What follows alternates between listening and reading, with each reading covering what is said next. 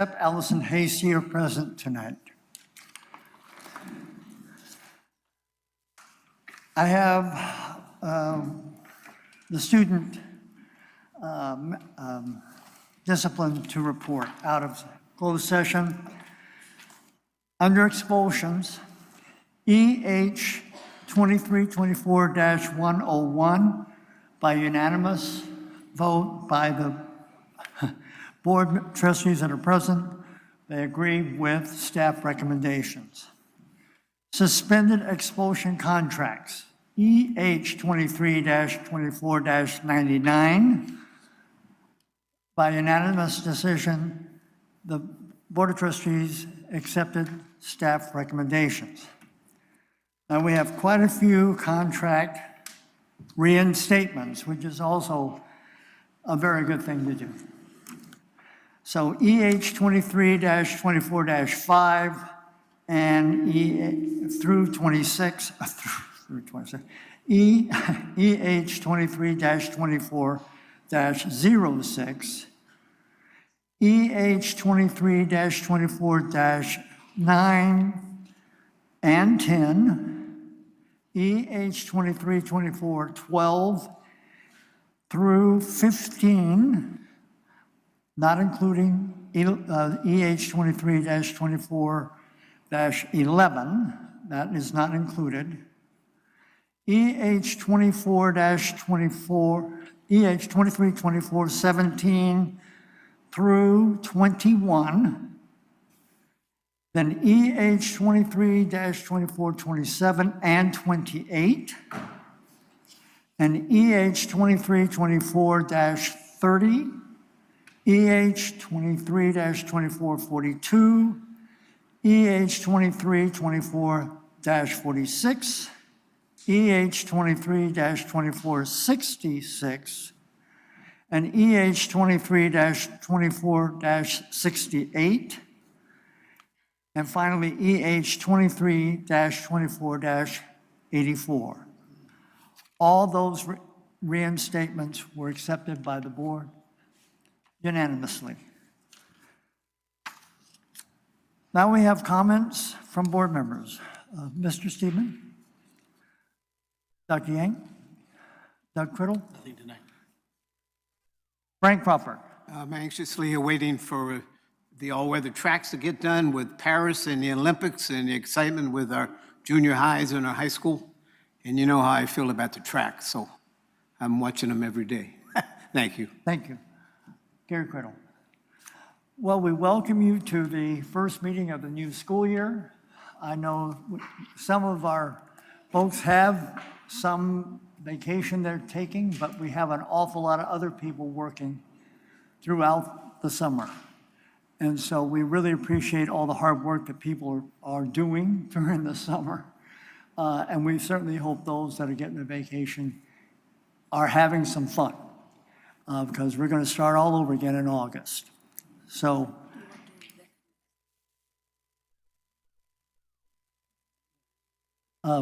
Dr. Fall? Thank you. At the board closed session, we approved some new appointments. So if I just call your name, if you could just stand up and be acknowledged by the board. Going to Kynoch from Johnson Park is Tracy Pomeroy. Going to Johnson Park from Browns Valley and Cordua is Melissa White. Going to Browns Valley and Cordova, replacing Melissa White, is Erin Fischetti. And going to Foothill and Loma Rica is Karen Villalobos, new to our district. Did I miss anybody? Who? Oh my gosh, she's hiding. And my favorite little Alicia Wright, the only one that I can look at eye to eye. Alicia Wright, new principal of Marysville High School.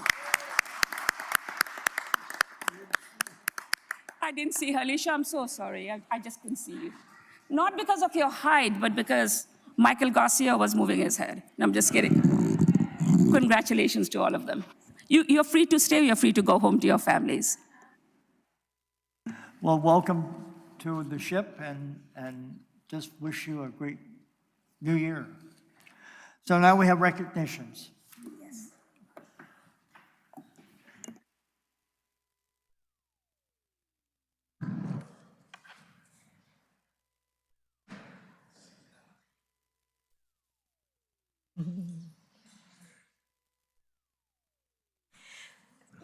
Good evening. As you guys are making your way down to the front, I just want to say it is my extreme pleasure to be here this evening. I'm Jamie Larson, Director of College and Careers, to celebrate our summer internship. Made it possible. The summer internship program is championed by the College and Career Department, and it allowed 17 students to experience the early exposure to the professional world. Internships not only strengthen college applications, but also equip students with the skills and confidence needed for future academic and career success. We are going to call our business partners up by their business to celebrate their contributions. So please help Marysville Joint Unified School District recognize the Hard Rock Hotel and Casino.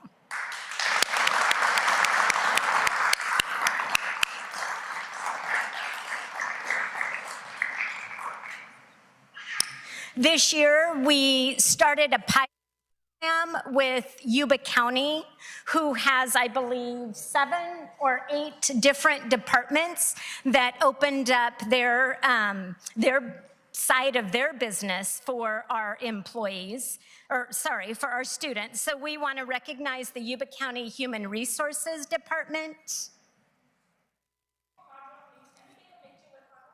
Absolutely.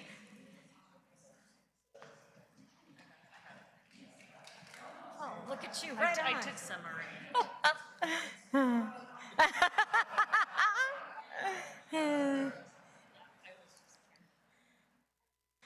So while they're up taking this picture, I just want to say that, you know, the Hard Rock and Dr. Asrani really moved mountains in order to be able to allow 18-year-olds to come into their business. It's not something, their policy just said 18 or older. Dr. Fall went, they met with the tribe, they did a lot to be able to welcome our students. And I just want to thank them for all of the extra things that they did to really make it just an incredible experience. We also have Yuba County Probation. Yeah. We have Yuba County Media Relations, Yuba County Emergency Operations, the District Attorney's Office, Yuba County Human Resources, that all took students in. Yuba County also went far above and beyond. They had workshops with our students on employability. Their human resources department talked with students about building resumes and all of the soft skills. So it really was an outstanding first year with Yuba County. If we could have Yuba County come and take a picture, please.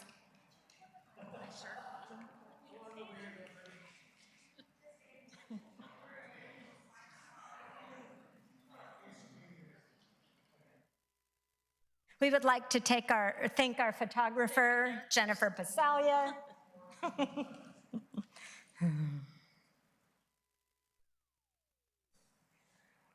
Also tonight, and I don't see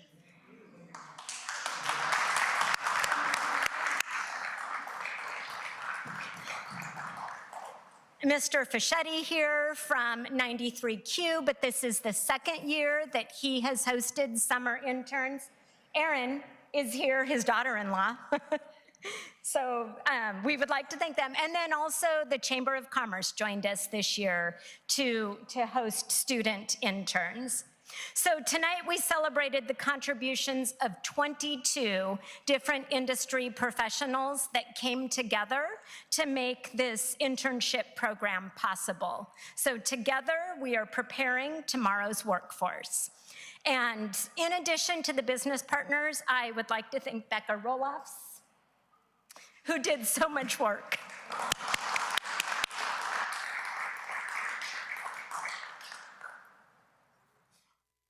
Okay, thank you guys very much. Are you a business partner here? No, okay, perfect. Oh, well, thank you as well.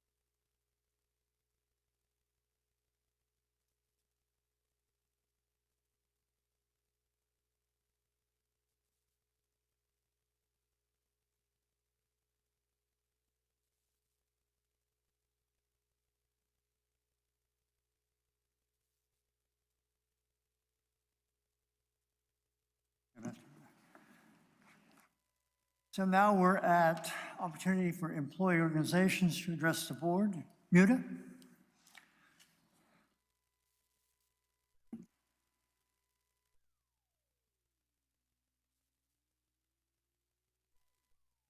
Good evening, Mr. Davis, rest of the board.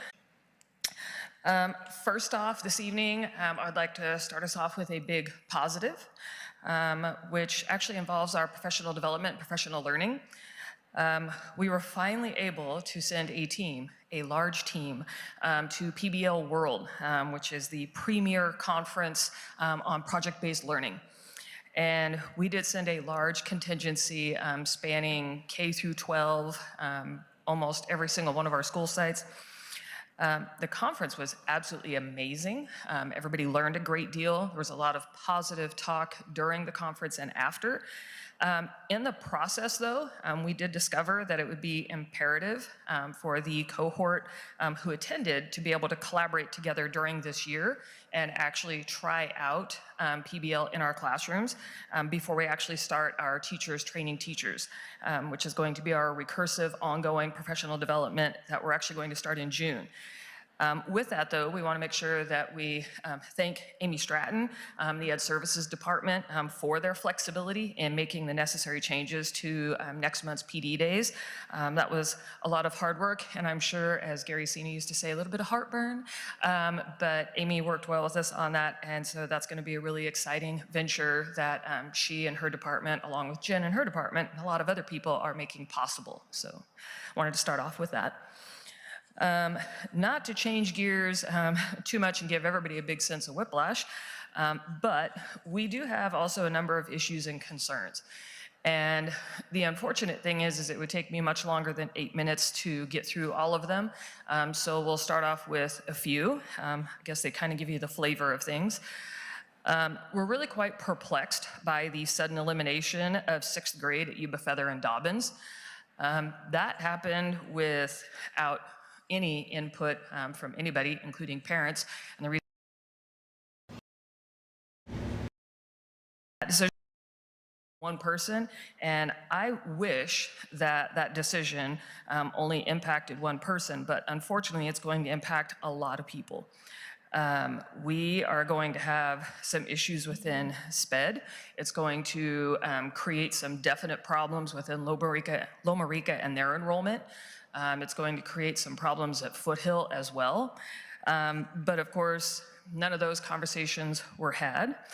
I also have to say personally, and I could have somebody tell me I'm wrong later on, and that's fine, that happens on the daily, but I do know that there has been an undercurrent of a conversation, and one that I have heard about for about 3 years now, since we received a new superintendent, about the idea of trying to eliminate one of our hill schools because they are so expensive to operate and so small. I would caution the district about the fact that they may be small schools, but they're small and mighty. They will not go down without a fight. And so eliminating 6th grade up there, like I said, is creating a number of issues. And we got impacts with overflows, and again, like I said, with SPED.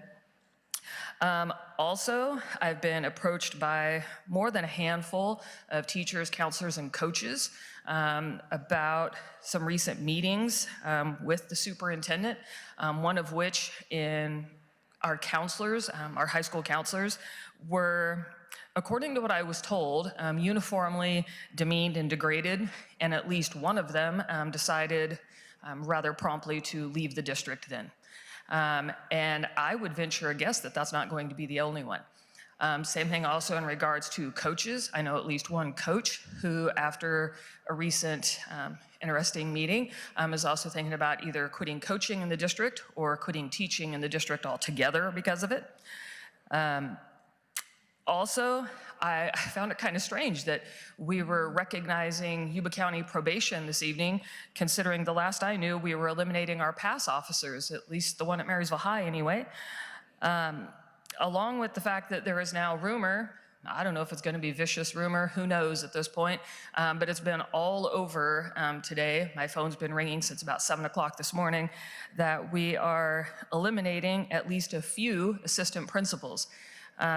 Again, I couldn't tell you whether that's going to be 100% sure or not because nobody's really answering that question. Interesting how that works out.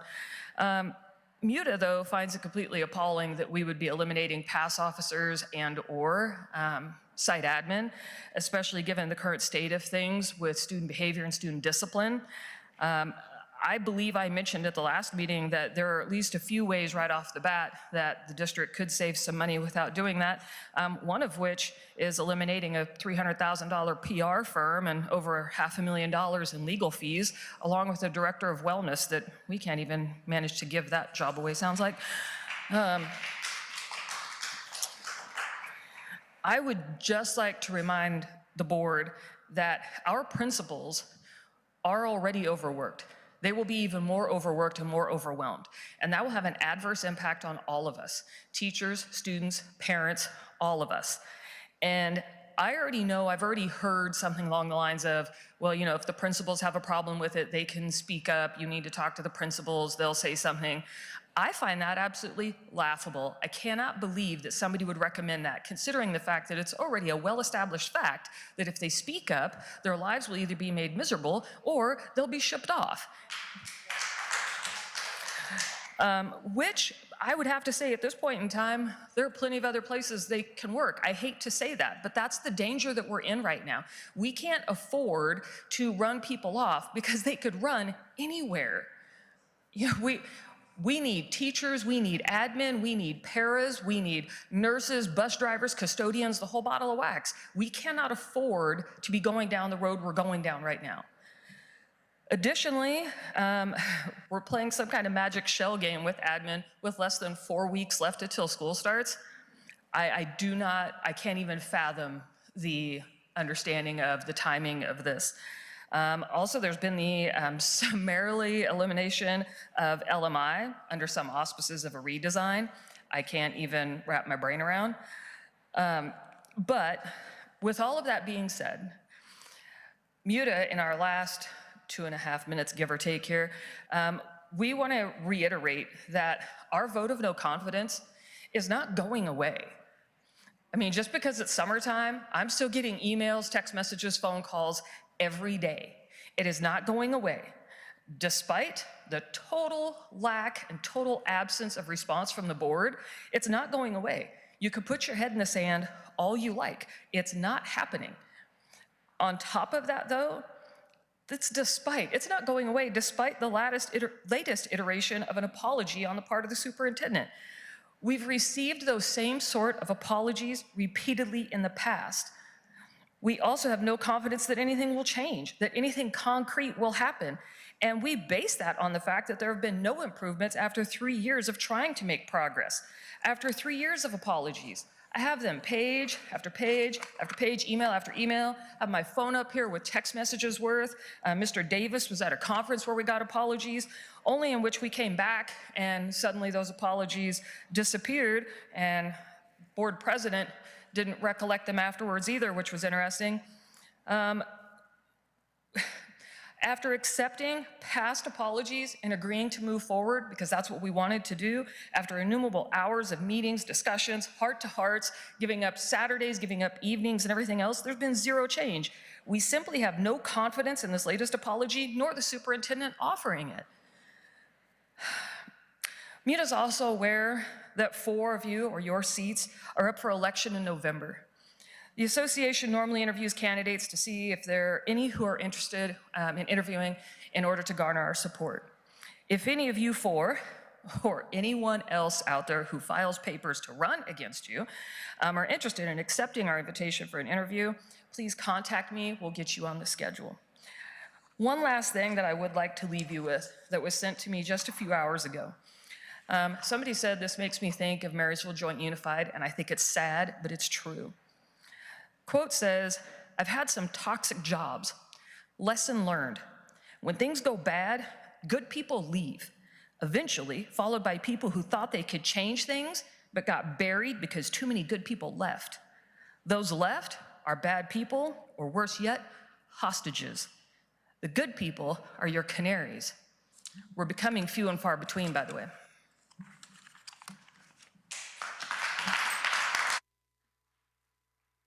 Thank you. Operating Engineers Local Union Number 3. California School Employees Association Number 326 and 648. Association of Management and Confidential Employees. Supervisory Unit. Now we're going to move into presentations. 10.1, school site plan presentation for Arboga, Cedar Lane, Linda, and Yuba Gardens for the 2024-25 school year.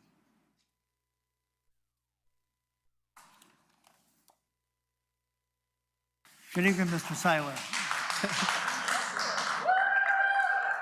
Good evening, everyone.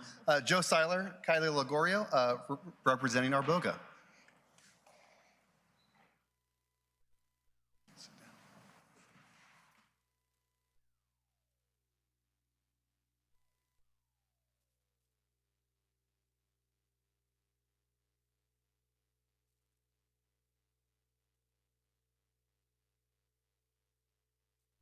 Good evening, trustees, Superintendent Azrani, members of the cabinet, and members of the audience.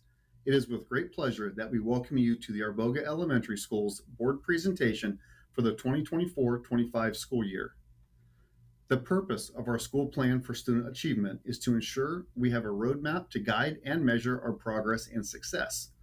The SIPSA is developed with multiple stakeholders, and our site goals are aligned with the district's LCAP goals.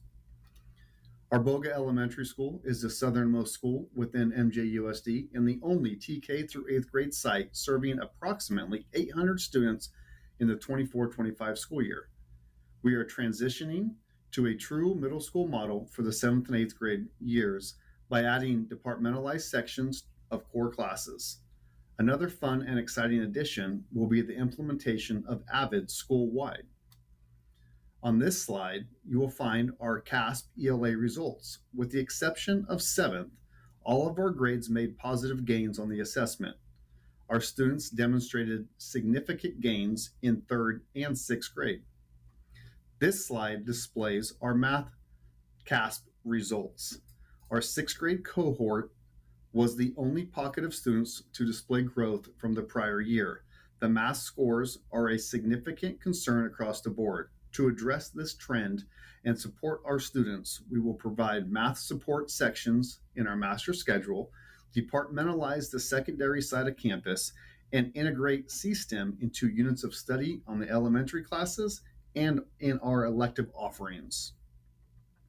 On this slide, you will see data on chronic absenteeism, ADA, and our suspension rates. As you can see in the charts, our chronic absenteeism has declined, ADA has increased, and our suspensions have decreased. By utilizing other means of correction, support staff, and interventions through our PBIS program, we can keep our students on campus and in the learning environment.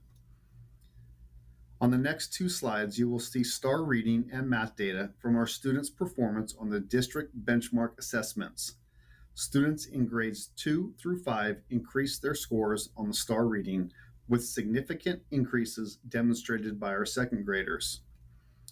On the math STAR assessment, students in grades 3 through 7 increased their scores with significant gains displayed by our first, third, fourth, and seventh grade teams.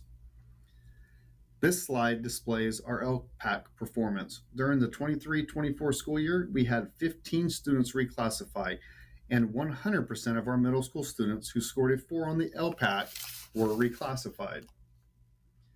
The data at a glance slide indicates some celebrations in ADA and reduced suspensions. We also had some celebrations in pockets of ELA and math across the campus, but we have room to grow.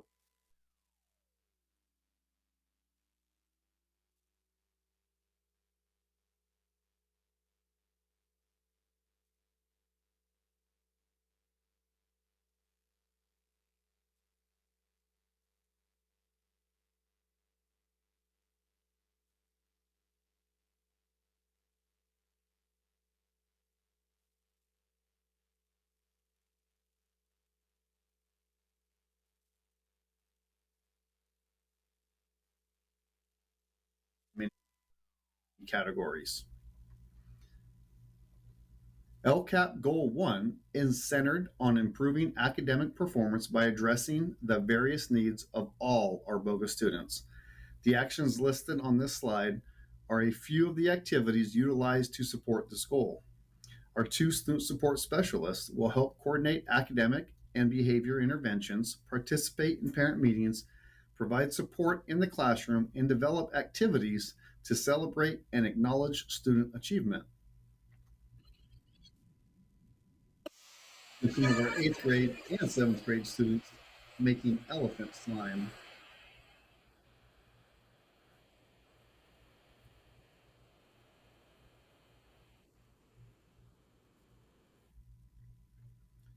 In LCAP Goal 2, we are focused on addressing the physical, emotional, and safety needs of all students and staff.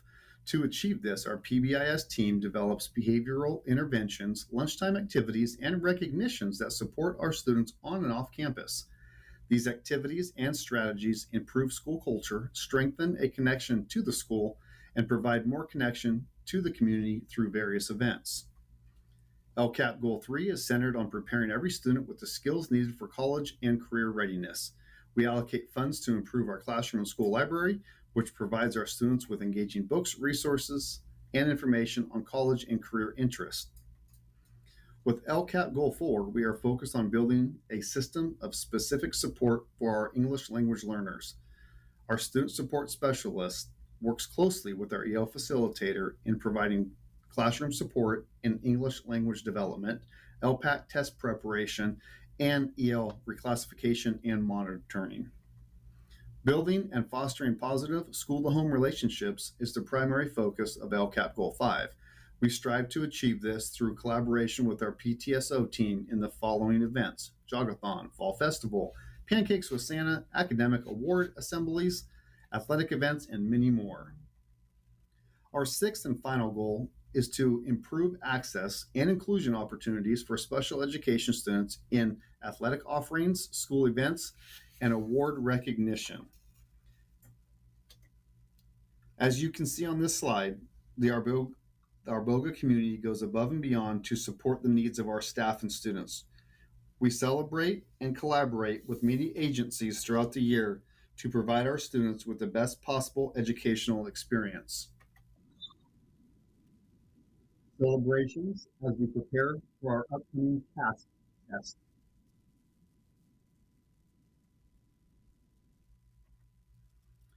Our total budget for the 24-25 school year is $483,961. Our school site council meets throughout the year to adjust and collaborate on how to best allocate the funds to best address the needs of our site and LCAP goals. We would like to take a moment to thank the Board of Trustees, Dr. Israni, the Executive Cabinet, and all members of the district leadership team for their continued support. We thank you for allowing us to serve the wonderful community of Arboga, and we look forward to providing our families with an environment of excellence for many years to come. Thank you.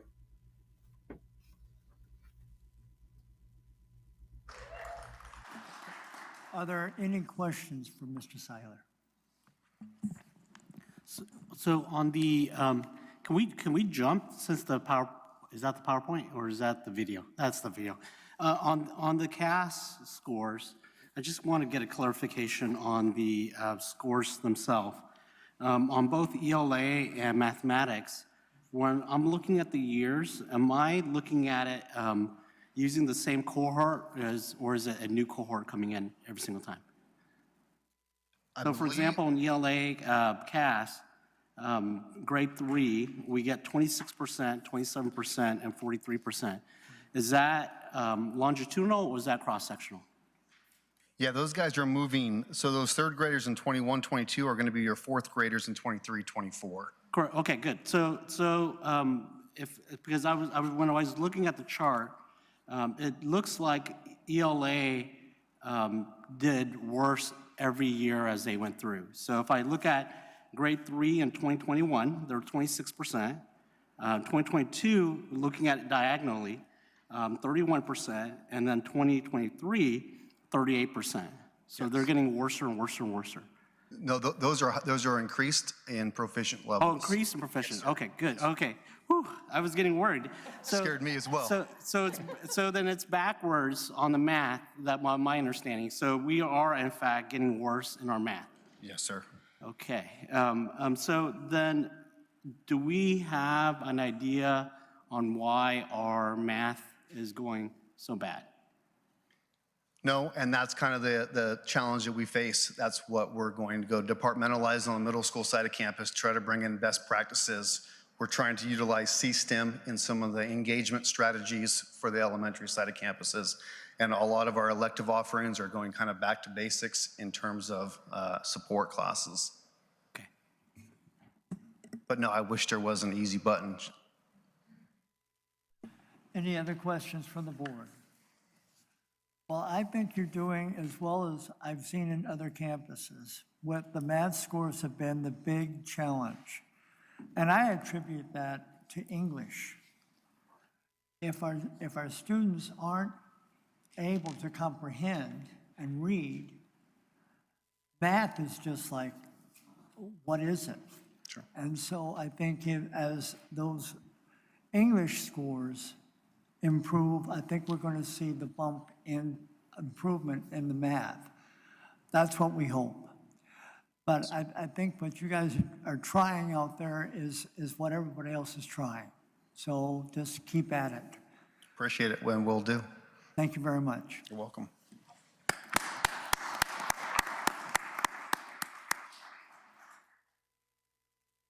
Now we have Cedar Lane. Good evening. Good to see everybody this summer. Happy July.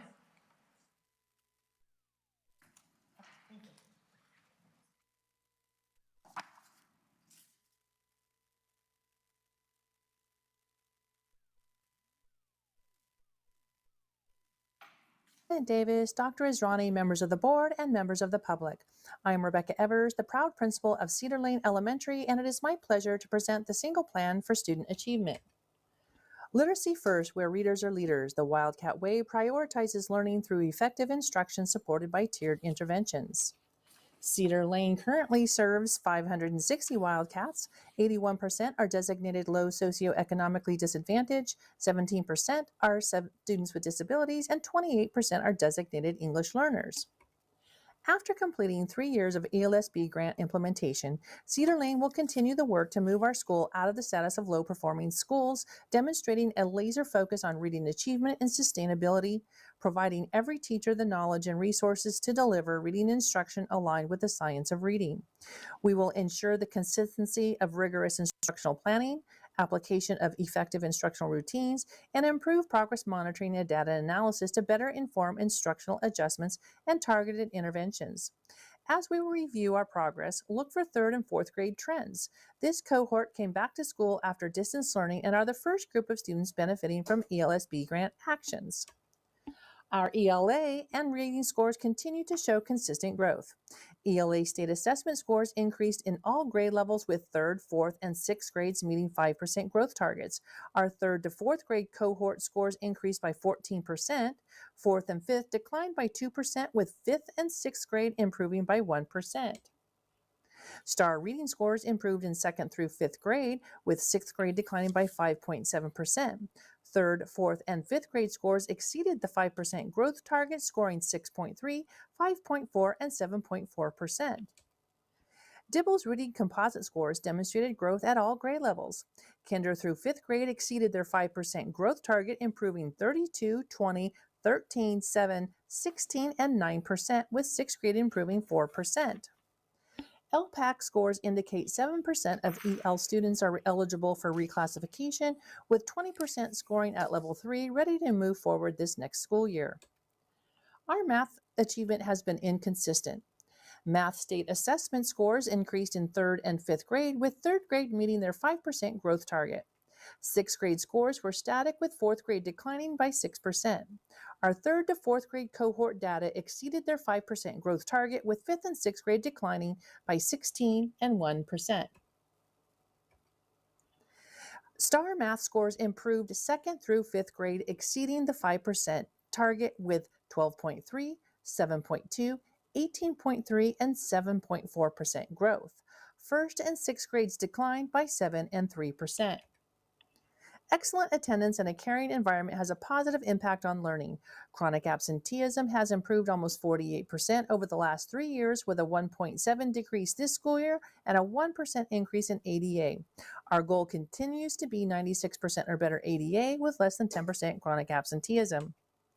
Our suspension rate has declined 40% as a direct reflection of our PBIS implementation, including our Tier 2 intervention team, student support specialists, and an increase in restorative practices. A quick review of achievement data demonstrates consistent growth in ELA and reading for all grade levels, with mixed results in math. A deeper dive demonstrates grade level and cohort growth in 3rd and 4th grade, a strong indicator that we are on the right track with our literacy plan. Attendance data was encouraging mid-year. However, after spring break, chronic absenteeism increased dramatically. We are very proud of our declining suspension rate and the restorative work we are doing to support the learning environment to keep our kids in class learning. The SIPSA has 6 goals aligned with district LCAP goals. Actions to support Goal 1 include implementing IXL, Lexia, and AR, ensuring consistency with instructional planning and application of effective instructional routines. We also will be more aligned with progress monitoring and data analysis to drive instructional adjustments. Actions to support Goal 2 include implementing PBIS Tier 3 and reaching Platinum state level recognition. We need to provide PBIS training for our classified staff, implement restorative conferences, and improve student leadership activities in second step SEL curriculum implementation. Goals or actions to support Goal 3 include hosting a college and career exploration fair and increasing site level attendance monitoring and interventions, including home visits. Actions to support Goal 4 include the addition of 2 bilingual paraeducators, providing PD for teachers, and administering LPAC interim assessments, improving student test prep, and continuing our LPAC kickoff assembly, recognizing our EL students and their progress. Actions to support Goal 5 include exploring the development of an official PTO at Cedar Lane, implementing our community grant actions, and formalizing the Wellness Hub supports.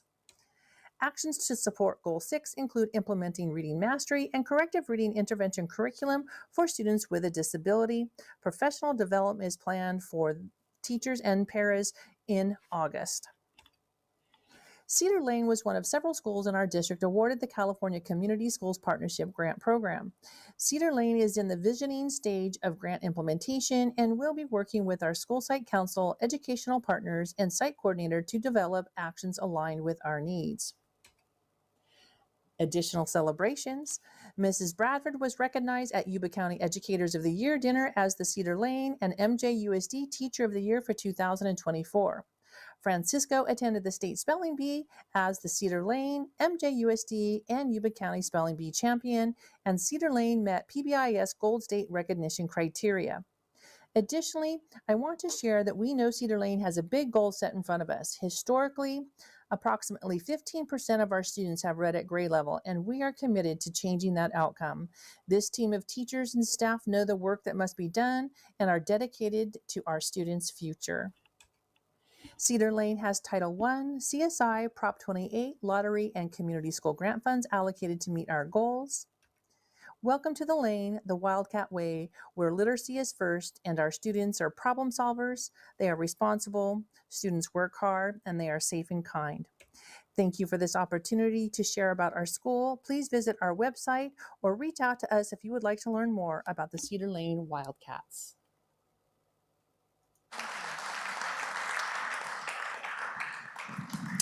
Are there Hi, any thank you. questions for Yes. Rebecca from the board? No. Well, I just think that you're doing an amazing job there. And the improvements in the English is going to help everything else. I agree, and I just wanted to make a statement. You know, that was been one of our caveats at Cedar Lane is we know our students really need to improve in reading and writing, and as our literacy improves, we are also seeing some improvement in math. We realize there's a tipping point where we're going to even out, and we are talking about bringing in some more supports with IXL and things like that for math. Our math coach has been out there. He's been doing great with some of our teachers, and we have some of our teachers going to the credentialing program with CSTEM. So we're excited about bringing those supports to Cedar Lane as well. You guys are doing a great job. Please tell your staff we really appreciate all your hard work. I will. Thank you very much.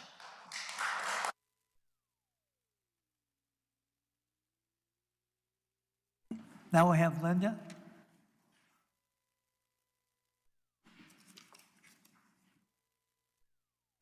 Good evening, Board. Mr. Garcia, Michael Garcia and I are here to share our site plan. Thank you.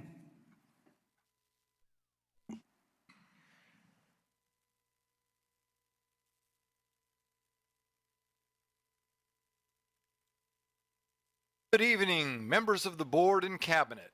This is the site plan presentation for Linda Elementary. Patrick O'Brien is the principal, and I, Michael Garcia, am the assistant principal speaking on behalf of Linda School. We are looking forward to establishing and maintaining relationships with the Blue Zones Project, Say Love, and Lyndhurst High School FFA by bringing healthy choice awareness and agricultural knowledge to our campus. Through our work with Say Love, we have been able to establish an after-school garden club.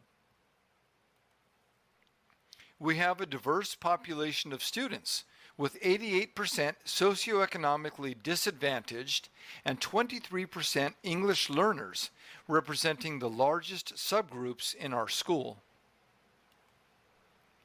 CASP projected scores show improvement in 3 out of the 4 grades tested. We will continue to use our intervention teacher and our PLC process to identify and support student needs. Math is one of the areas we need to pay attention to. 3 of the 4 subgroups showed a decline in scores.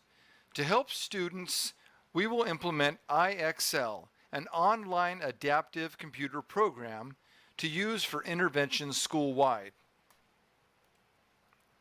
Our attendance numbers have improved quite a bit. 11% fewer chronically absent students and a 2.5% increase in daily attendance. We are very proud of our improved discipline numbers.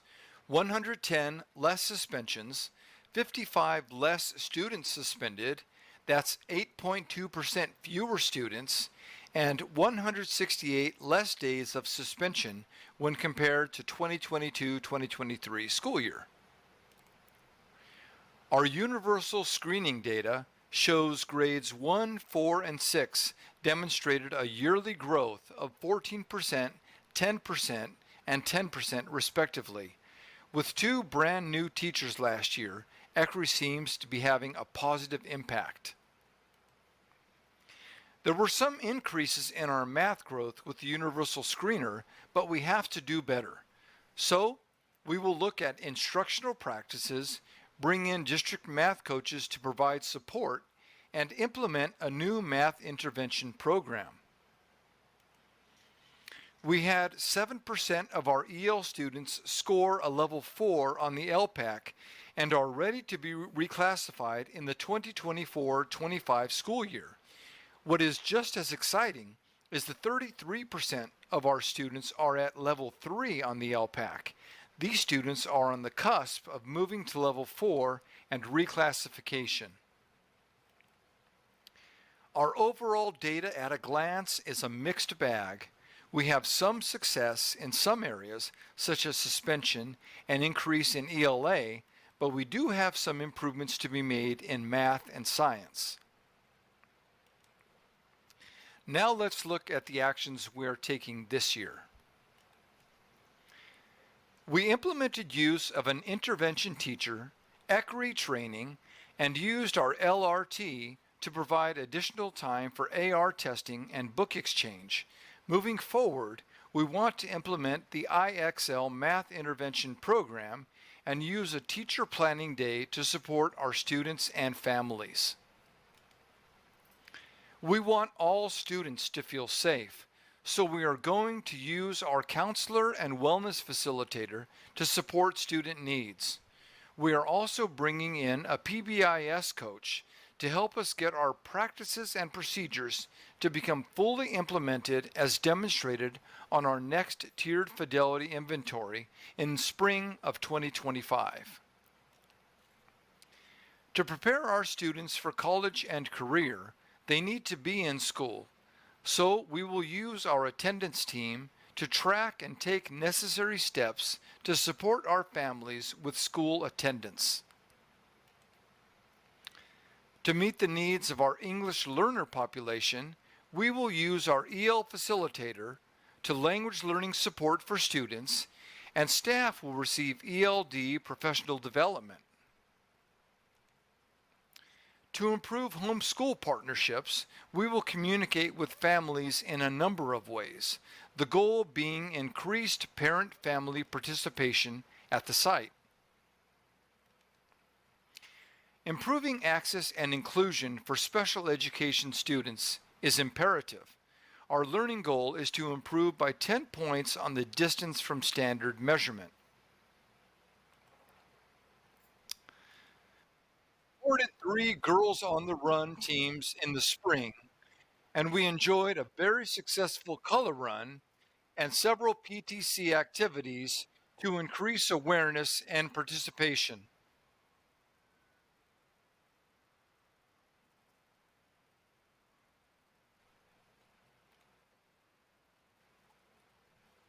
And finally, here is our budget summary for our 2024-2025 school year. We will be using CSI to address immediate needs. Thank you for your time, and I will now answer any questions you may have.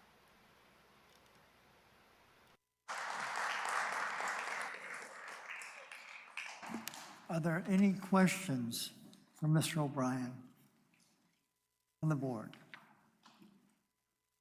Well, it certainly looks like you're making progress. And the enthusiasm that you and your staff are showing at improving the lives of these young people is absolutely so essential, especially in that part of town. So we certainly hope that your very high goals for your next year are met, if not exceeded. But thank your staff for all the hard work they do there.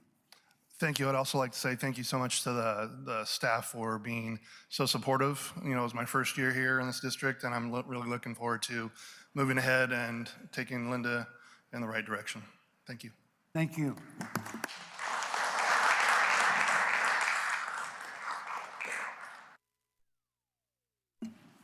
Last but not least, Yuba Gardens. Last but not least, thank you. I'm Dr. Zerani, members of the board. Thanks for having us. Here is YG. Roll it.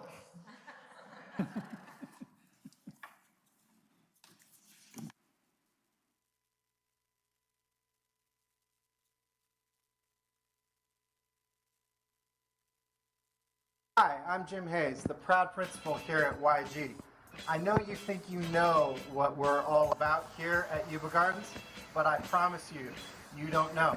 Come on inside and check out what we've been building over the last few years.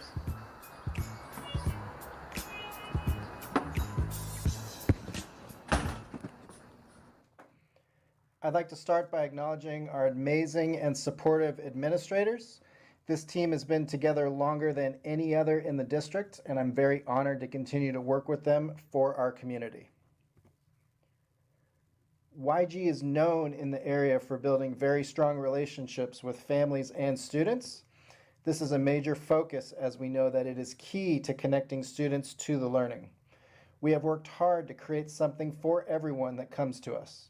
We have a full range of honors courses in 7th and 8th grade, an inclusive practices co-teaching program to ensure all students have access to grade level content, a highly competitive athletics program that is a hallmark of our school, and almost every elective imaginable to get students interested in school and get them thinking about college and career. We also have a tutorial period built into the day to make sure students are filling in learning gaps and taking charge of their education. Here is a snapshot of our demographics. Some highlights here is that we are adding another section of AVID to the master schedule, as well as a full complement of honors courses in 7th grade. Preliminary CASP data is in. Here are our ELA scores. You will see that 7th grade stayed the same, but our 8th grade scores jumped 4 points.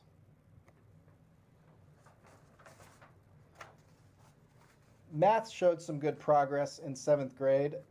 However, we still have a ways to go. The school will be targeting math heavily this year with the purchase of IXL, an online analytics-driven program to support math growth for all students. Our discipline data is on this slide. We have consistently decreased the suspension rate. Matter of fact, over a 6-year period, we have decreased it by 10%. Attendance data is also something we are very proud of. This data speaks to the programs and connections that our school excels in. Chronic absenteeism has dropped 12% over a 2-year period, while our ADA has increased 2% over that same time period. Here's our STAR reading scores from beginning to end of last year. As you can see, the scores dropped slightly, but a further analysis shows that we reduced the total number of students needing urgent intervention by almost 30. STAR math results are more positive as both grade levels showed growth from the beginning of the year, with 7th and 8th grade growing 3% and 5% respectively. Our LPAC data is another highlight from the previous year. We show 13% of our students will be reclassified this year, with 1/3 of the total EL students eligible to exit this coming year.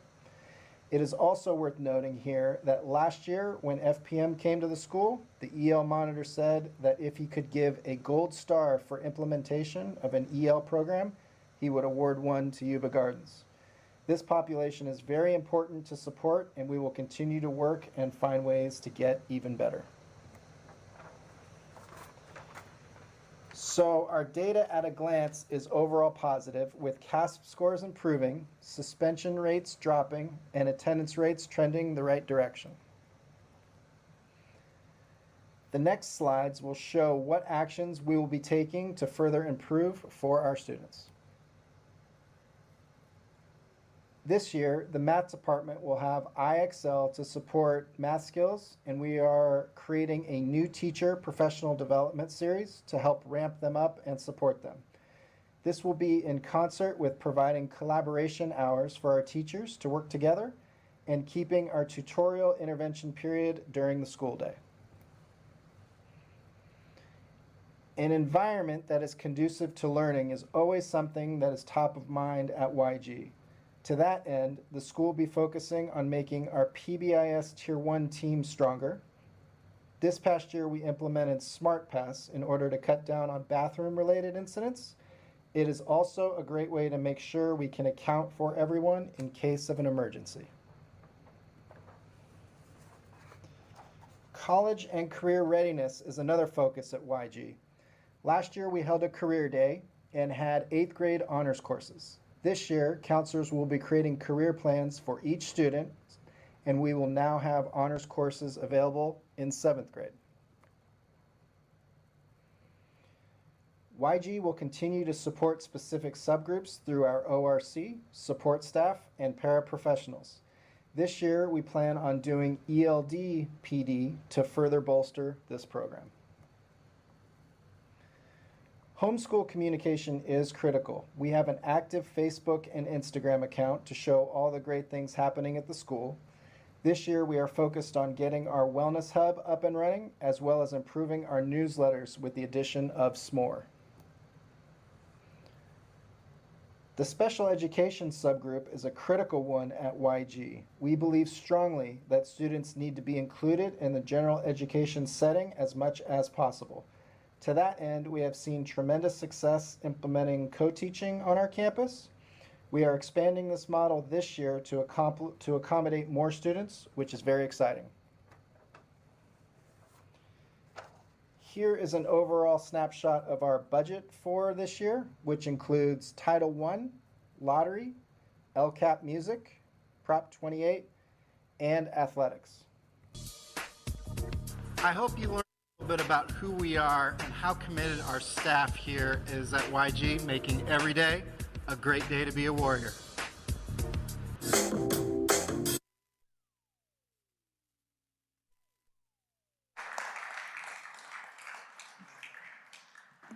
Are there any questions? Go ahead. This question is probably for Amy and not for Jim. I'm trying to digest and understand the poor math performances on the CAS, and this is across the board in all of the schools. But when I'm looking at the STAR data, the STAR data shows the math and exceed at 16 and 21 for beginning of the year and end of the year. And it was noted that there was a 4.2% jump. Those numbers don't relate back well to the math CAF score. So there seems to be a misalignment on our monitoring tool, the STAR test versus the CAF scores. Is there an explanation why we score high on the STAR but not on CAS? Yeah, you have to remember that the universal screener is measuring the students' knowledge from where they are in skill and how they make growth to the standards of where they started from and moved. The state test is based on the grade level standards. Oh, okay. Versus the growth they're making in math in general. Got it. Okay. So when I look at the STAR data, I'm looking at how much growth we've done for the student, and then the CAS is whether we're meeting state standards. Right. Yeah. So the STAR is going to show how much growth they made, starting from where they were to what they've learned, but not necessarily to the exact state standard. So for example, you have a student who is struggling in mathematics and applying mathematics. They may have grown, or in multiplication, they may have grown in multiplication, but they may not be quite at grade level standards and using multiplication in the new grade level standards, for example, solving complex equations. They may get better at multiplying, but they may not be able to use it in complex equations as well. So it's about where they started. They're making gains, but they may not be at that grade level. They've just grew from where they started. Okay, so if I understand that correctly then, and I'm just using this as an example, I'm not picking on Yuba Gardens, but in readings, their beginning of the year for the bottom quartile was 41.8%, and they slipped down to 40.8%. And so does that mean that they slipped below their current standard on top of the grade, right? Because when you look at the CAS, I'm looking at the CAS number, I'm comparing it from grade to grade to grade for standard, and I'm looking at the star. If they slip 1 point, which is what was the case for reading, is that comprehensive of both the grade standard and the, or is it just for the comprehensive of what they were behind from the previous grade and the grade that they're currently in, or is that just how much learning that they lost within that year? I just brought up Lori Gaia, Director of Assessment, who deals with the STAR data. Lori, can you answer some of these questions a little bit more from your perspective? I can. So one of the things with the STAR assessment is that the students, that when they test at the beginning of the year, there's a different scaled score to reach proficiency. So we're looking at the 50th percentile means that they meet proficiency. So if it shows that they went down, it doesn't mean that they lost skills.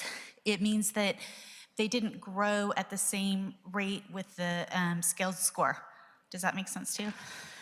So like the scaled score for proficient at the beginning of the year, it's higher at the end of the year. It actually goes up each month, the scaled score to score proficient. Okay, yeah, so yeah, that's what I was trying to get to. Yeah. So when this 40.8% is what they were supposed to know at the end of the year, right? No, it would be at the time, like when they take it in August or September. So it would be where they're at in August and September. The scaled score that they need to get the 50th percentile is not the same as at the end of the year. It grows through the year. As they progress, the scaled score they need to score proficient increases as well. Yeah. So if I understand this correctly, that 1 percentage point loss is from the baseline of the end of what they are expected to have learned. Is that right? So I'm trying to understand, is the beginning of the year, end of the year, a pre and post test of the same set standard? And based on your explanation, it seems to me that that means that the standard is growing. And so at the end of the year, they're assessed with more standards in their bucket of assessment. Correct, or more difficult, and the score that they have to get is higher. So. Got it. So that 1 percentage point loss isn't that concerning?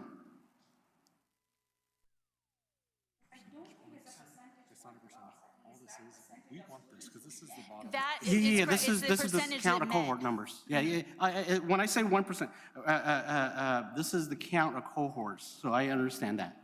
Yeah. Okay. Do you have any other questions? But yeah, it's the number that are reaching the 50th percentile, and I want to make sure everybody's aware that what the experts and the researchers say is that 40 to 50 is considered grade level, and we went with the higher range because we want to ensure that our students are as firmly secured in their grade level as possible. So we went with the higher end of the benchmark for our students to be considered proficient. Got it. And I want to make a correction. It's the count of students, so that bottom number should be getting smaller and smaller and smaller because the kids in that bucket is moving up.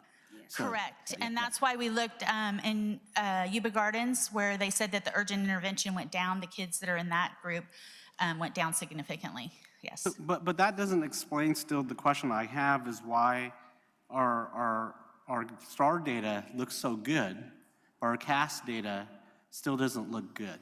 I think it's partially what Amy was saying is that the kids are building the skills, and that on the CAS tests, the questions, there's multiple skills embedded into a question, and so they may not be applying it as well. The STAR tests do have a an equivalency with the state test, like a projection of how they'll do on the state test, and I'll say that our scores are even frequently a little bit higher on that, but it's because they're testing on isolated skills and not necessarily the more, like she said, complex questions. And I think one of the things we recognized is that in many instances, kids are going in to take the CASP test without seeing the kind of questions that they get. So this year, the Ed Services team started releasing questions, and the feedback we got from many of our teachers was like, some of the questions even I couldn't answer for. So I'm glad that you gave us the answer. The questions are threaded so deeply that I think a lot more recognition, more support for our teachers in seeing those kind of release questions is where Ed Services is going. So we anticipate that with more exposure and more confidence for our teachers to know these are the kind of questions that kids are going to see, we'll see that the classroom instruction itself is going to kind of take some of those questions to heart. We have to be careful also that we must recognize the fact that our kids are learning, and we can see that in the data. The CASP tests are one-time test only. And so it's got a lot of factors, not a good day, not a good time, not whatever. So we do want to recognize the good work our kids are doing and our staff are doing, as indicated by the universal screener that happens multiple times a year, including summer school. So, and we want to celebrate that pretty loudly because that is data we cannot deny. Thanks. The explanation helps a lot because what I want to make sure is that whether I should be concerned or not, and what the other side is, and Dr. Asrani answered it, is whether we're working to align the differences between the results from STAR test versus the CAS, so that the positive results that we get in the STAR is reflected at the CAS, because outside of this community, we're judged by the CAS, not judged by the STAR test. Right, and as we build the skills and the kids get more skills, you'll start to see more of a transfer. It's when you work on the skills and the individual skills, you're building that foundation, and then once that foundation gets built and is solid, then you start to see the increases. Any other questions? Thank you very much. Yeah, I have a couple questions here. Jim, Christy, David, thank you very much for your hard work, and numbers look really good. I do have a couple of questions and clarifications. The suspension rate's fantastic. I was looking at the data from our other middle schools, and you're exceeding them by far. And the district level, I think, is about -1 or 1.3 on the district, down for suspension levels. In the states, almost a point or so. So the question is what are you guys doing different than your other counterparts so that we can maybe use a little better best practices and move forward? There's certainly not one thing. I think it starts with just a very dedicated staff that's very vested in being in the community that they serve and wanting to support that. I think it absolutely starts there. This is now my 6th year, so kind of as people retire and things like that, there are certain things that I look for when we're bringing in educators. I think you can teach things like curriculum and other things, but I think teaching mindset and teaching, for not to be cheesy, but like somebody's why, like why they're there and what they're doing, I think it's something that I look for above all else.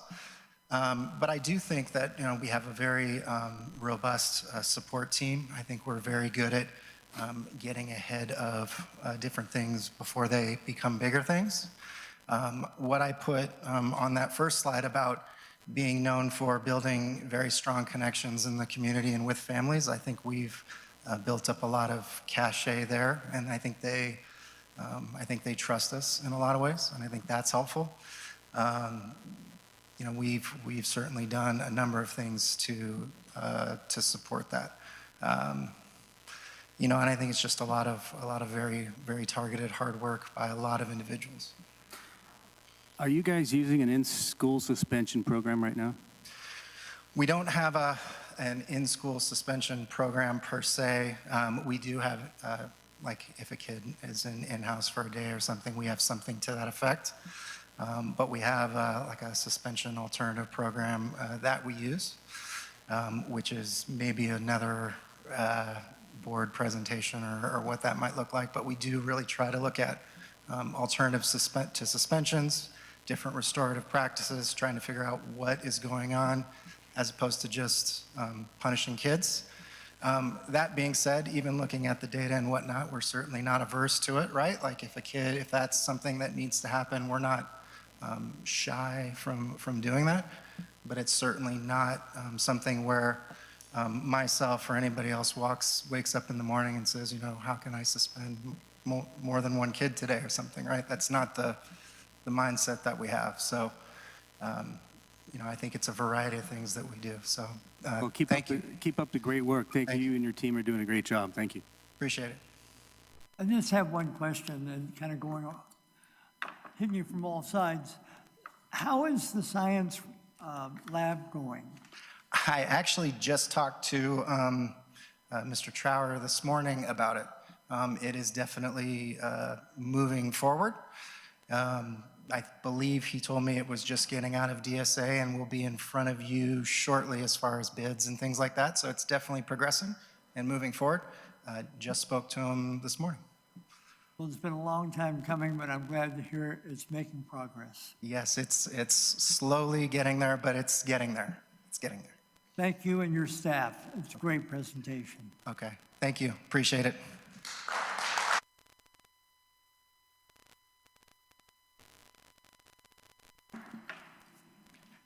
Now we're at updates by department, administrative services. Brian? Thank you. I'm going to focus on technology primarily today. We are in the middle of our Blade infrastructure upgrade. What that means is all of our servers that we have are being migrated to new hardware. The nice thing is we're doing it without downtime. We expect to be able to make that transition over without it actually affecting anyone.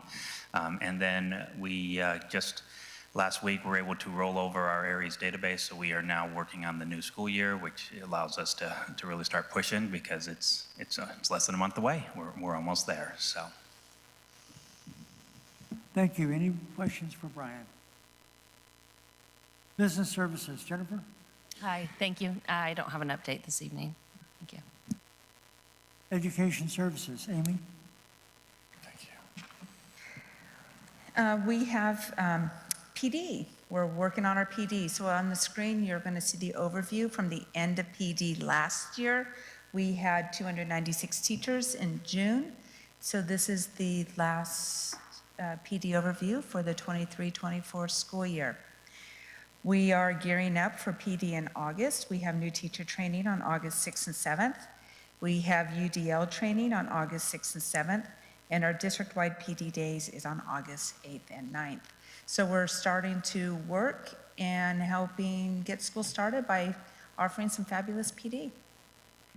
Thank you. Any questions for Amy Stratton? Very good. Mr. Reeves, Personnel Services. Yeah, just briefly, some hiring updates. We had 63 vacancies this year. We have hired 53 of those. We still have 10 openings remaining, 3 in special education, 7 at the secondary level. We'll certainly see as students come if that changes or impacts that once we start school. On the classified side, we have hired 75 employees since March. We currently have 45 current openings on the classified side, and that ranges from positions that could be 3 hours up to 8 hours. This time last year, we had to fill 95 positions on the certificated side, so we're down about 32, which is good, and the retention rates hovering right about 72%, which we're hoping to improve upon as well. And then teacher residency update with UMass. The cohort starts on August 26th, and we currently have 4 teachers in that. We continue to work with Chico State, anticipating starting in January 2025, and I will certainly update the board as more information comes with regards to that. Thank you. Any questions for Mr. Reeves? Dr. Azrani. Thank you, Mr. Davis.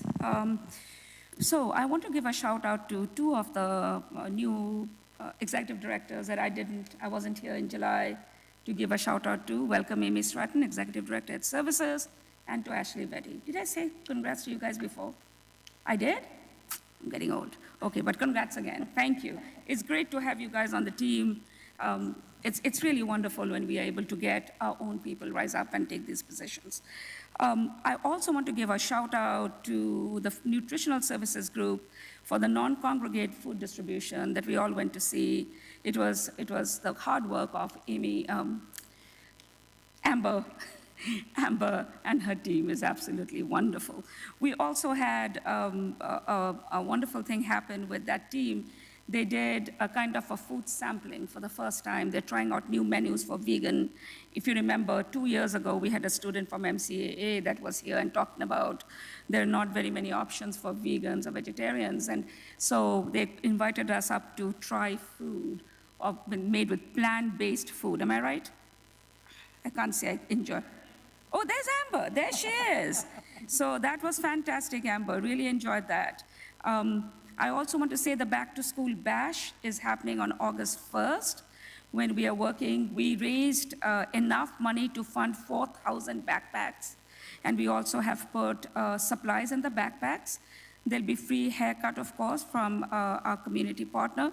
And then we have Kiwanis coming to do hot dogs to serve to everybody, all our students and our families. So we're hoping to have quite a large turnout like we did last year. And of course, a big shout out to Yuba County Office of Education for helping to fund the hot dogs. So they've always been a really good partner to us. It brings a lot of footprint to downtown Marysville, and our businesses really appreciate that we have families come. We also provide, thanks to Greg, busing for students south of the river and up in the foothills so that they can be brought down and they can also participate in that day when we're getting students ready for school. So big shout out to James Lohman, to our directors, and to Carrie, who's been doing all the fundraising and getting people involved in this. Finally, I think what's important to note, and I think I saw Osei walk in, thank you. I sent out emails to all our labor leaders, and I asked that before we start school, I get a chance to meet with everybody. These are our staff, and they get a chance to openly talk about some of the issues. Thank you, Osei, for taking my plan. I've already got the supervisors set up. We've got preschool teachers set up. We are setting up the one with CSA, and then Muter will respond as to when. I've invited our leaders to join us. I think we've had some significant concerns between us, and so I think this gives us an opportunity to sit together and listen and identify top 3 things that we can work on together. And again, as I always keep saying, I'm the only person that sits in this seat. It sounds like I make all the decisions, but I will own all the bad decisions, but I will give credit for all the good decisions. So thank you, everybody. Have a wonderful school year, and I'm hoping we can be positive for our students and our staff and our community. Thank you. Thank you, Dr. Azrani. Are there any questions from the board? Oh, you raised it. Thank you. We're going to move to the approval of the June 25th, 2024 regular board meeting minutes. Are there any additions or corrections to the minutes? If not, do I hear a motion? Motion approved. Motion approved from Frank Crawford. Is there a second? Second by Gary Criddle. All those in favor say aye. Aye. Opposed? Motion carries. Now we have the approval of the consent agenda items. Are there any consent agenda items that will require further discussion? If not, do I hear a motion? Motion approved by Frank Crawford. Is there a second? Second by Dr. Yang. All those in favor say aye. Aye. Opposed? Motion carries. Now we're at new business.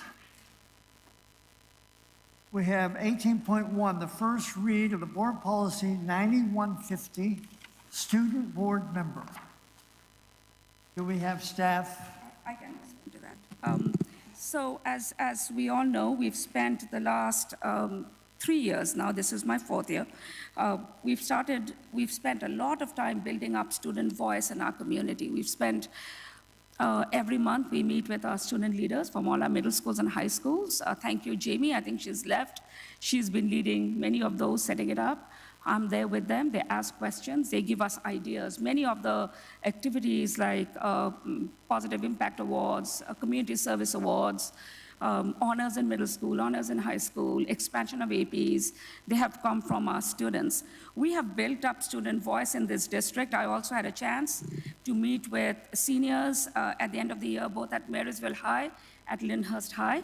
One of the recommendations has been that I meet with students in Marysville 3 times a year, and it came from the student body. So I will be meeting with them. Alicia, I look forward to meeting with your students 3 times a year as per the request. That being said, this board policy is now talking about the next step. It is recommended that student voice be formalized and they be part of the board of education. Those students do not get to talk about consent agenda items in closed session. They do not get to talk about, their vote does not really make a difference to the final vote. They do get to question, they do get to ask, they get to push, they get to clarify. And so the process that we are going to do here is what is being done by other school districts, which is recommended by CSBA. Students who are current seniors will be selected to run for the Board of Education, for the board member, for the school board member. The recommendation is they'll have a GPA of 3.0 or above, 95% good attendance. They think school is important. They would have no discipline on their records. They have to set an example. And most importantly is they want to lead. And why would they want to lead their students? They will be selected by all the students in the high school. So we'll come up with a process where students will have a ballot. They will see a video. The students who qualify, they'll play the videos, and we'll work with the principals. And all high school, 9 through 12, will select the students.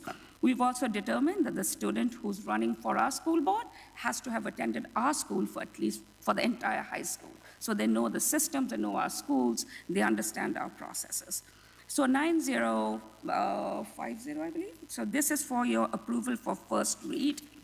You will notice that we have a lot of red line and black line because the language that we had was very limited, but 9150 has a lot of recommended CSBA language. So I asked the board to give it a first read. You don't have to vote on this. It will come back to you for second read in August, at which time we will probably bring you the candidates who would like to run for the school board. So I think it's going to be a great process, and I'm very excited that in MJUSD now soon we'll have a student board member sitting here with us. Well, thank you. And it's been, CSBA has been really considers this a major upgrade to the school boards, is to give formal recognition to a student to be on the board. And so, you know, after COVID, it's taken us a while to get to where we are today. And as Dr. Asrani has said, she has instituted this student leadership group that she meets with every month. And there's been a lot of growth in the leadership arena for our students because of it.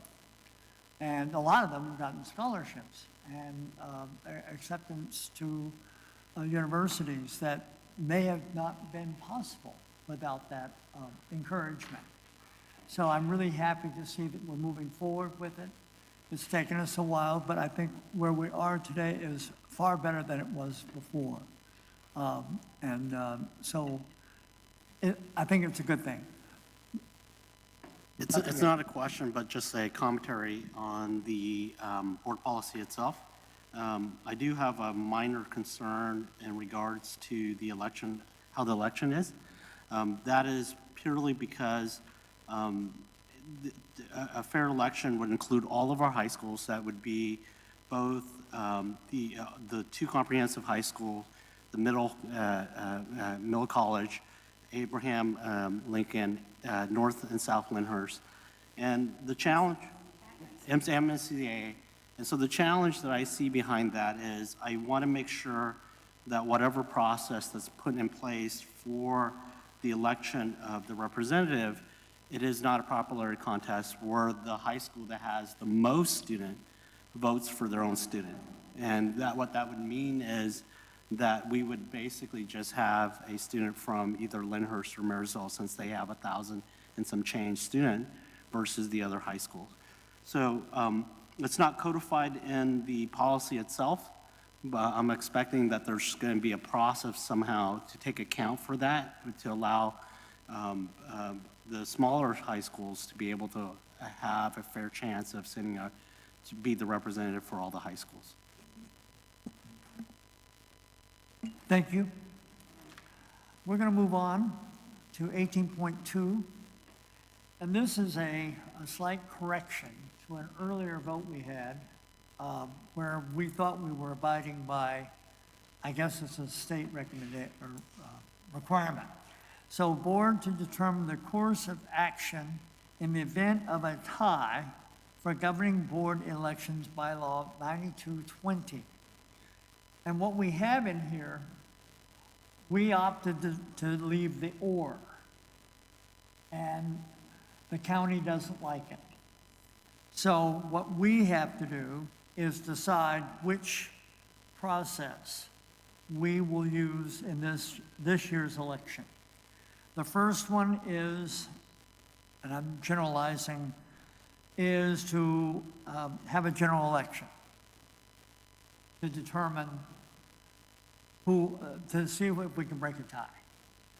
The second option is where the board listens to the candidates, and then we vote to accept one of the, if it's three, whatever, one of the candidates we would select to serve on the board for that term. So what I need from the board is your recommendation as to which one of these processes we're going to move forward with this election.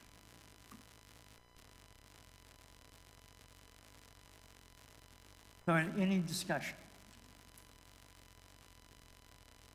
One of the things to consider is the cost of another election, which the district would have to pay, which we don't want to do that. At least I don't want to do that. The second option is we decide who sits on the board if we have a tie. I think they come in front of the board and represent, Yeah, and that's yeah. So how would you like to do it? I need a motion. If you want to have a discussion. I motion for the first option. First option? Yeah. I second. The first option, so there's a runoff election. Runoff election. Yeah, I second. And I'm going to do a discussion before I second.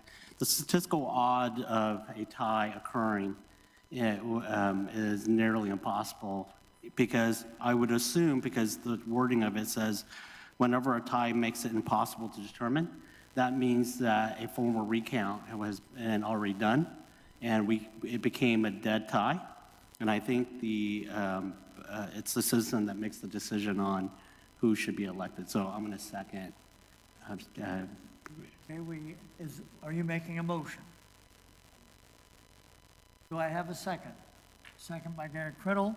All those in favor of adopting the first option, which is to have a runoff election if there is a tie, all those in favor say aye. Aye. Opposed? Motion carries. We will use the first option of the special election. Now we're moving to 21.1, approve the job description and position, nutrition services, inventory, transport specialist.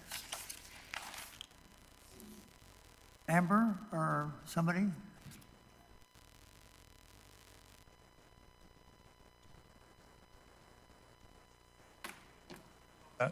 Better. New position, nutritional services. Again, a reminder, nutritional services for these positions, they fund themselves. It's restricted, so that's certainly the benefit. And then obviously there's a great need for this position. We have worked with OE3 on developing the job description as well that we bring forward tonight. Are there any questions for Mr. Reeves? If not, do I hear a motion? Motion approved by Frank Crawford. Is there a second? Second by Dr. Yang. All those in favor say aye. Aye. Opposed? We have one opposed. It passes. Steeman. Steeman, okay. All right. Now we're at public comments. Angela Stiegel.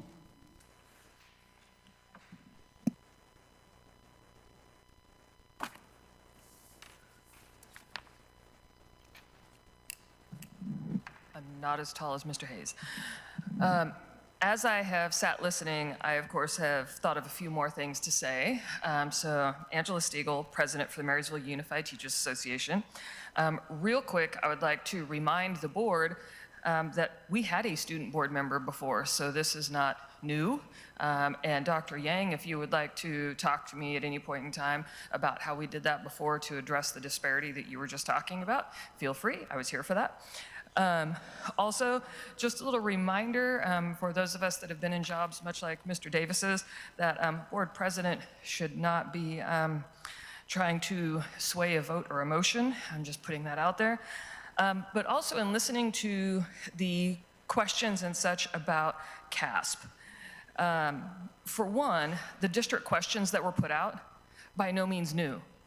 They're the questions, the practice questions that we have all had access to and we have all used for a long time, so the district didn't do anything new or earth-shattering or, groundbreaking by putting those out. As a matter of fact, some of them were put out of order in the wrong grade levels. Some of them were late, some of them were early, so it was kind of interesting there. But also, I heard a board member make a comment about being concerned or not concerned about the STAR or CASP results. And I would second that motion for a lot of reasons other than probably what you're thinking, but I will tell you what you should be concerned about. You should be concerned about the current state of things with the vote of no confidence and the fact that we've gone 13 months without a contract, but you're not. The other thing you should be concerned about is reading and responding to your own emails instead of having the superintendent do it, because you should be concerned about that. You talked about our STAR and CASP results being how we're judged by our community. I can guarantee you that we are not judged by this community based solely on those STAR and CASP results. Most people have to have them explained to them or even told why they should be of any importance, which is also why we have any number of people who attempt to opt out of them and do opt out of them. So what we are judged by in our community right now is the fact that you have 94% of your teachers who voted no confidence on your superintendent, and you still have done absolutely nothing about it. You're being judged on it. You're being judged on it tonight. You've been judged on it since before school got out, and you'll continue to be judged on it. And a reminder, we have an election coming in November. Thank you.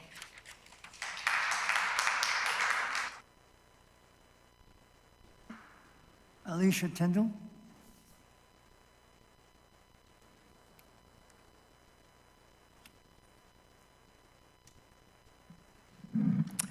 Good evening. As you know, the children in our community are worth investing in, but a strong disagreement lies with what that investment looks like. The raising of children happens first in the home, in the family unit. Most people, in my opinion, are doing their best. However, many parents with children in our district don't have the skills or resources to know how to effectively help their children. Schools are the place where children have another opportunity to receive assistance in being raised. The classroom teachers interact with our children more than anyone else in the school day. Our paraeducators, counselors, other staff members, and site administrators also spend significant amounts of time with our children. Who holds all of these positions matters, and how we show them our value matters. Those of us who have been in education for a number of years and who have taught through the pandemic have seen a significant decline in the social and emotional health of our children. The number of students being referred to behavioral and academic plans has increased exponentially. The challenges teachers and other school employees face has gotten overwhelmingly difficult. These reductions and suspensions that have been referenced by all 4 schools tonight are not a result of improvement in behavior. They are a result of principals being encouraged not to suspend because it negatively impacts their school's accountability report card, and it looks bad. And in my opinion, there is a correlation between decreases in suspension rates and decreases in test scores. The behaviors affect the learning of others. Now is not the time to be pulling assistant principal positions.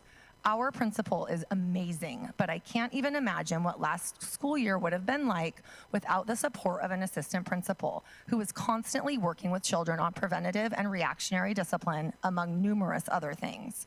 Assistant principals who directly affect children are being cut, yet the district office has added another admin position in their own personnel department and has stated in the Appeal Democrat article that we are not in dire financial straits. That tells us, who work directly with children, that you all have empathy for and value the workload of district office positions, but neglect the workloads and needs at school sites. If we value our children, we should value our teachers and school sites. We shouldn't be cutting assistant principals or bypassing our teachers' cost of living adjustment in exchange for other expenditures, like added positions at the district office level and incredible public relations program. Our admin and board should be factoring in cost of living adjustments for all of their employees when considering other expenditures. And you haven't. You have, in a shared opinion, negligently created and approved expenditures that do not directly affect the majority of students. We teachers are not never happy, as the editor of the Appeal Democrat has claimed to our MUTA president and others. Nor are we involved in community nepotism. Dr. Fowl, I think you are